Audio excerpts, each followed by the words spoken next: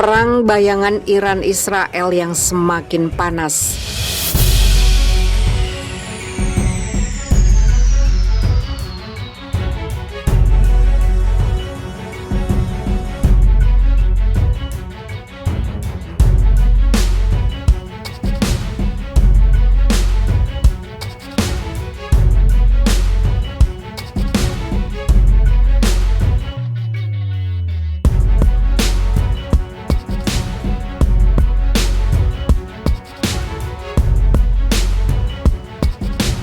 Musuh bebuyutan Israel dan Iran telah lama berperang dalam bayangan di Timur Tengah. Negeri Yahudi itu mendaratkan pukulan bertubi-tubi di Lebanon, Suriah, dan dalam Republik Islam itu sendiri.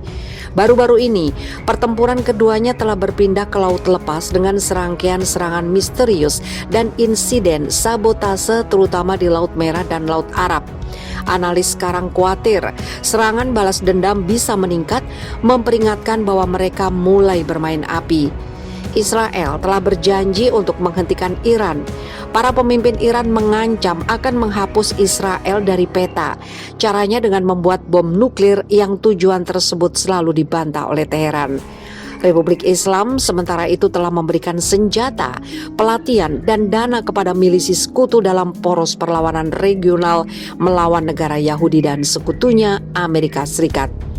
Dalam serangan terbaru yang dituduhkan Iran kepada Israel, ledakan menghantam fasilitas pengayaan Iran di Natanz pada Minggu 11 April.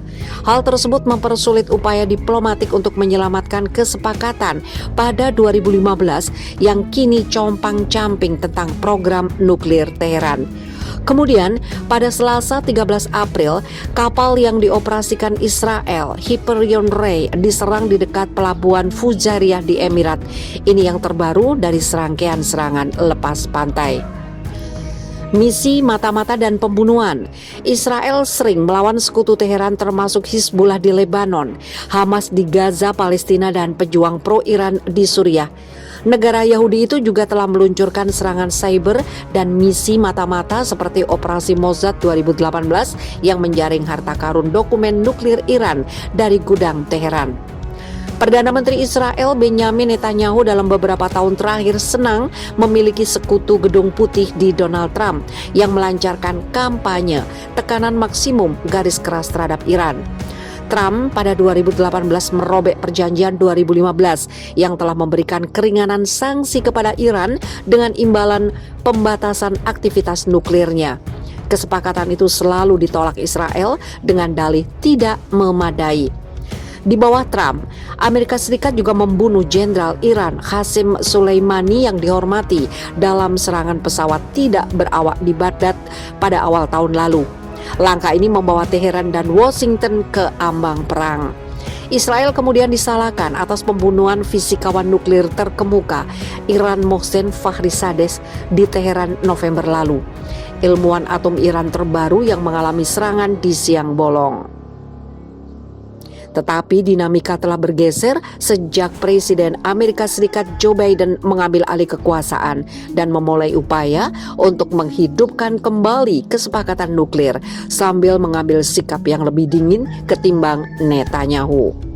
Simasin dari Institut Studi Keamanan Nasional Israel mengatakan perang bayangan Iran dengan Israel dapat diperdebatkan. Tapi dia menggambarkan rangkaian peristiwa yang berkaitan dengan bidang nuklir dan upaya Iran untuk membangun dirinya di Suriah dan upaya Israel untuk menghentikannya.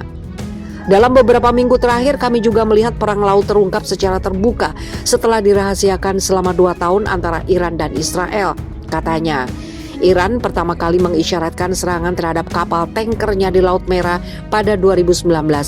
Ketika itu Israel berusaha mengekang dugaan transfer senjata Iran dan pengiriman minyak ke sekutunya. Kemudian 25 Februari kapal kargo Israel MV Helios Ray ditabrak di laut. Serangan lantas datang telah berlipat ganda. Seringkali melibatkan ranjau yang dipasang di atas air. Perbuatan itu hanya melumpuhkan, bukan menenggelamkan kapal. Kapal Iran Sar-e-Qod tertabrak di dekat Suriah diikuti oleh kapal kontainer Israel Lori di Laut Arab dan kapal kargo Iran Sevits di Laut Merah. masih abu-abu. Sejauh ini konflik di laut antara Iran dan Israel tetap pada tingkat zona abu-abu berintensitas rendah di bawah ambang batas tentang permusuhan yang dinyatakan, tulis peneliti Farzin Nadimi dari Institut Washington untuk Kebijakan Timur Dekat. Dia mengatakan tampaknya kedua belah pihak berusaha untuk menghindari eskalasi yang mungkin mengganggu jalur pelayaran dan ekonomi masing-masing. Namun dia menambahkan, kedua negara memiliki kemampuan dan pengalaman perang angkatan laut khusus yang substansial. Ia memperingatkan bahwa serangan dapat semakin cepat dan meluas dengan menggunakan cara baru seperti kapal selam, drone jarak jauh dan kapal serang cepat.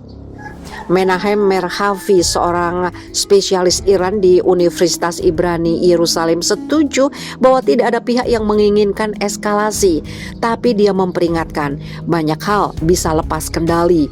Baik Israel maupun Iran menyadari kemungkinan itu dan mereka berusaha menghindarinya. Dia mengatakan tangan Iran dilemahkan oleh sanksi dan pandemi COVID-19, tetapi juga oleh keinginan untuk datang sebersih mungkin ke meja dari upaya diplomatik baru atas kegiatan nuklirnya.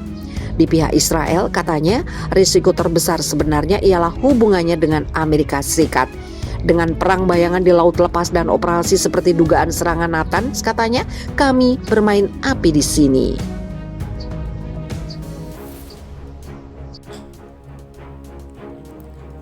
Iran janjikan pembalasan terhadap serangan kapal militernya. Amerika Serikat dan Israel diduga jadi pelaku. Siap-siap saja. Iran menegaskan bakal melakukan pembalasan terhadap serangan kapal militernya di Laut Merah meski hingga kini belum ada yang mengaku bertanggung jawab. Meski begitu, pihak Iran memiliki dugaan bahwa Amerika Serikat dan Israel menjadi pelaku serangan tersebut.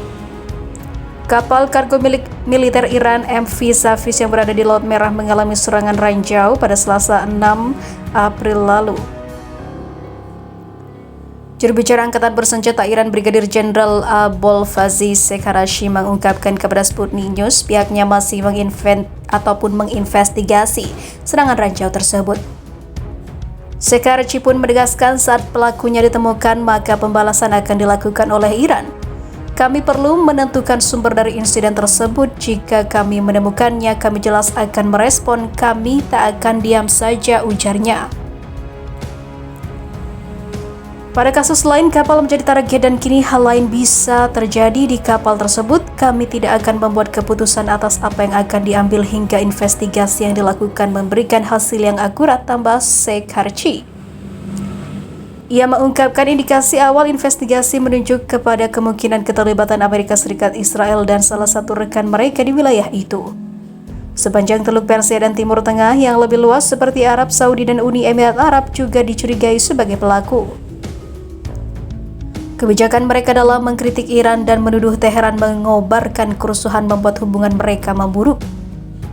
Namun Israel berpeluang besar dicurigai sebagai pelaku. Dikutip dari The New York Times, seorang pejabat Amerika Serikat yang tak disebutkan namanya mengungkapkan Israel berada di belakang serangan terhadap MV Savis. Menurutnya, serangan tersebut datang sebagai balasan dari serangan dua kapal milik Israel di Laut Merah pada Februari dan juga pada bulan Maret lalu.